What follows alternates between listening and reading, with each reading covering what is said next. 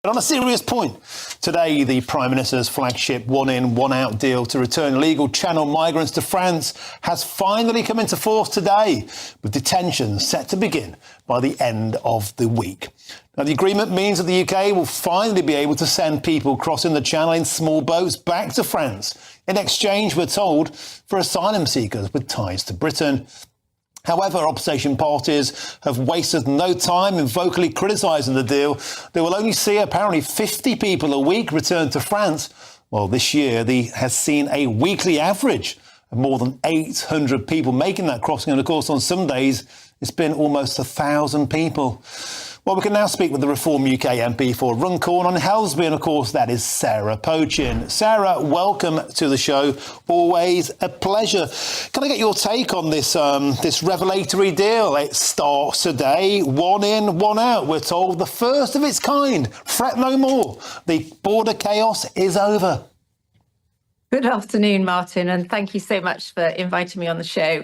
Look, this is just another example of Keir Starmer's love-in with Macron. We all know, don't we, that this is absolute nonsense. The British people don't believe these figures anymore. As you've just pointed out, on a good day, or a good day weather-wise at least, we might get 1,000 coming across on these boats. And Keir Starmer's talking about getting up to returning 50 a week. But how many do we get back coming the other way? I guarantee it'll be a lot more than 50. And also, this is only an 11-month deal. So it's absolute nonsense. But I'd like to make a much more important point, because this is just white noise, what we're talking about here. The much more important point, Martin, is that surely, when we look at the pictures you're showing there, the government is breaking the law, isn't it? If you looked at the Immigration Act of 1971, I can't see anywhere in there it says that we're allowed to let in criminals. And yet we claim that anyone that enters this country illegally is performing a criminal act. So how does that work? And then the government, by then forcing or telling the local authorities that they need to house and clothe and feed these illegal people coming into the country, and therefore criminals, are therefore telling the local authorities to also commit a criminal act. Are you saying then that the Reform Party would, declare a state of national emergency on our borders and end this overnight?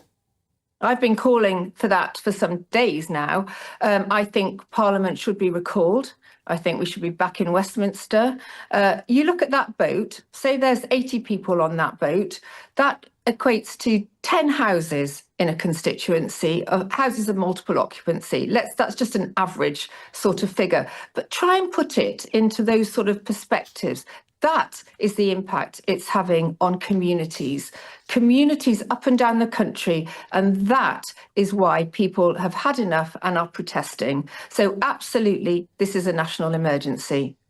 And Sarah Pochin, on that note, the front page of the Express today, I know the Reform Party have put their name to this. Britain is failing to keep women and girls safe. And this is incredible data from the CPS, the Crown Prosecution Service. They were asked by the newspaper how many asylum seekers have committed sex crimes on British soil. The answer is they don't know.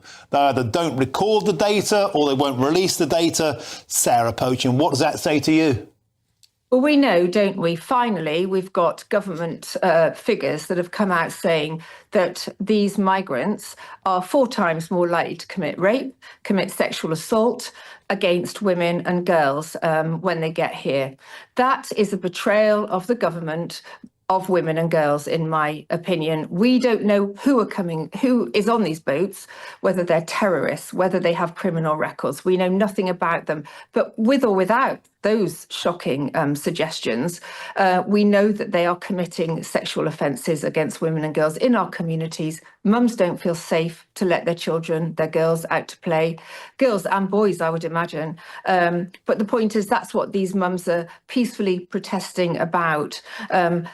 And as I say, that effectively is a betrayal of women and girls. How many more rapes do we need to happen? How many more sexual offences do we need to happen against people living in this country, in our communities, before we say enough is enough?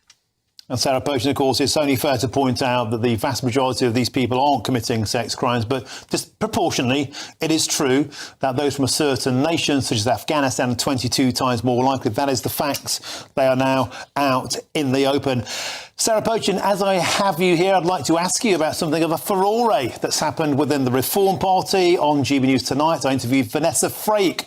She is the Reform UK Party's new prison czar, prison governor, of course, in a previous life herself, an esteemed expert. But she's put the nose out of joint of quite a lot of Reform voters by suggesting that trans women, biological men, could be allowed into women's prisons. I want to get two questions from you. Do you think that should happen? And perhaps most importantly, will this be the Reform Party's policy? Sounds a bit woke.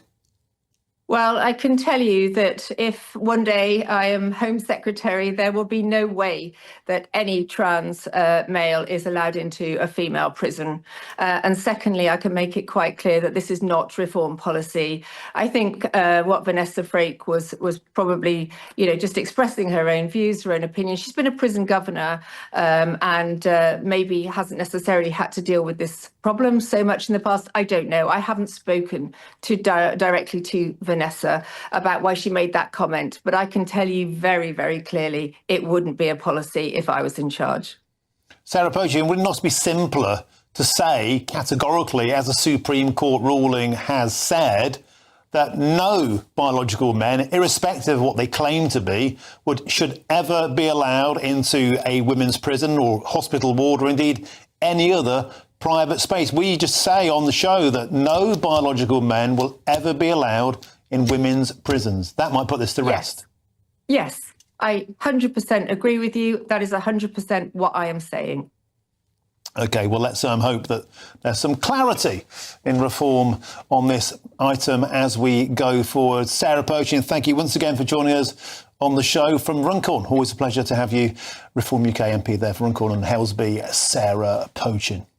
Now, regarding to one of the stories, we discussed about sex crimes by asylum seekers. The Home Office have told GB News this: we're going further than any previous government has done to increase transparency around the volume and the type of offending by foreign nationals.